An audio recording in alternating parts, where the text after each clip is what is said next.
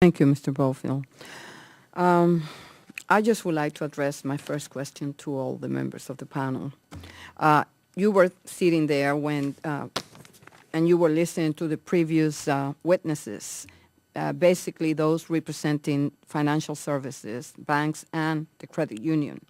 And what they are saying is that they have money to lend and that by some metrics actually increased their loans.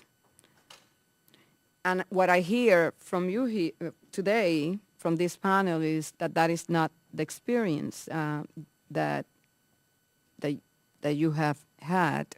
My question is, do you think that the SBA should play a more direct role in small business lending, either by refinancing non-SBA loans or making direct loans that could be sold to lenders?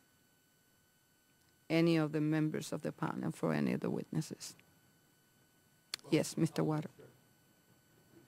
For sure, the environment that we witness is different than that was described by the preceding panel. There's definitely a lack of financing available for my industry, from construction. Every link of the chain of the construction cycle, from the contractor right down to we, the equipment distributor. And I would just say yes, wholeheartedly. If the SBA involvement, as you just described, can increase financing and credit availability to our industry, absolutely, that would be a great thing. Mr. Bofill. I agree with Mr. Waters that in my industry, credit has shut down completely. It is very, very difficult not only to wholesale finance a boat, but the retail financing as well. In fact, we were kind of between us when we were listening to statistics. It's like, boy, I tell you what, that's not in my neighborhood, and it's not in anybody's neighborhood. So if there's anything that SBA can do to assist in any format, be it wholesale financing or retail financing, it certainly will be welcomed, because that's better than what we have now, because what we have right now is almost nothing. Okay.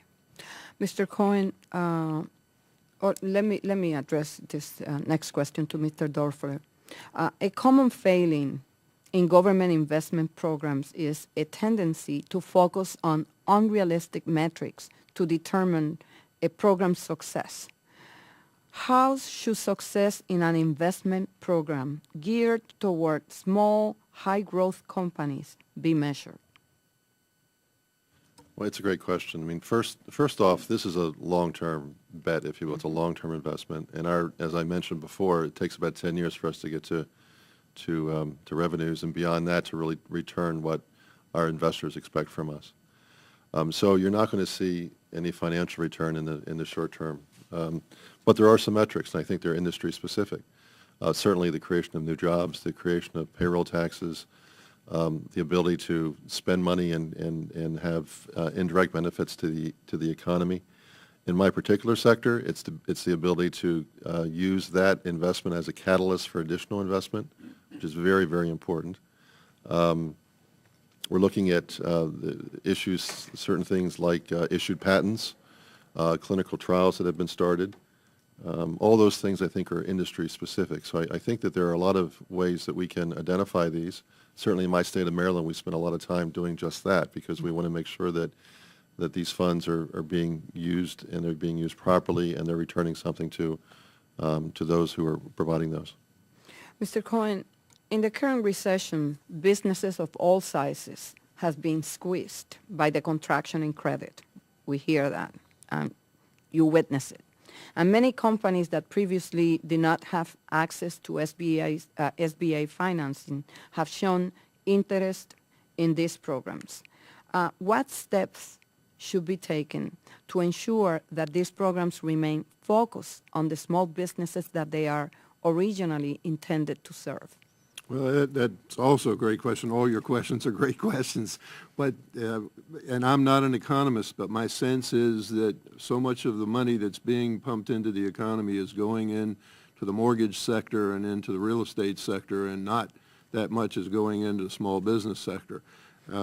It seems to me that we need to find a way to dedicate a certain pool of funds to small businesses, especially small business startups, and expansion of small businesses. And if I might tag on to the question you asked about how you measure the success rate, in the franchise businesses, we have lots of historical data and proof that the franchising model works. And so when considering a startup franchise, we do have evidence to show that a particular model will work and a particular concept will work. And I think we should rely on those statistics when we're looking at making those loans and not so much on a sector, which is sometimes done. I think the SBA rates sectors and says, well, this sector is not as successful as others. But I think if we pull out and say, well, gee, when that sector is franchised, it's far more successful. Thank you. And I have my last question to Mr. Doerfler. Much of the success of the SBIC, the venture programs, has come from the fact that losses in the program are low. If a new investment program were to focus on early stage and high growth companies, how can we manage the risk of losses and provide some assurance that government leverage will be repaid? So the venture program is a loan program, and it's my understanding we're not part of that because I think it's toward revenue-producing companies or companies that are relatively low risk. If you're looking at something like the participating security program, the old SBIC program, and trying to figure out something new to do with that, it's defunct now. We think that it could be very, very important. But I recommend, and we recommend, that we align ourselves with the really talented investors. I mean, there's a group of investors are out there that really know our sector extraordinarily well. They've been through many cycles. They're very experienced. And aligning SBA funds with those investors, either as limited partners or as grant mechanisms so that companies that receive investments from these qualified investors can get grants from the government. And those grants can be paid back by royalties. They can be paid back by if the company is acquired or an IPO. So there's certainly a number of ways to do that. But again, I think aligning it with smart investors who really do know the sector. Okay, thank you. Mr.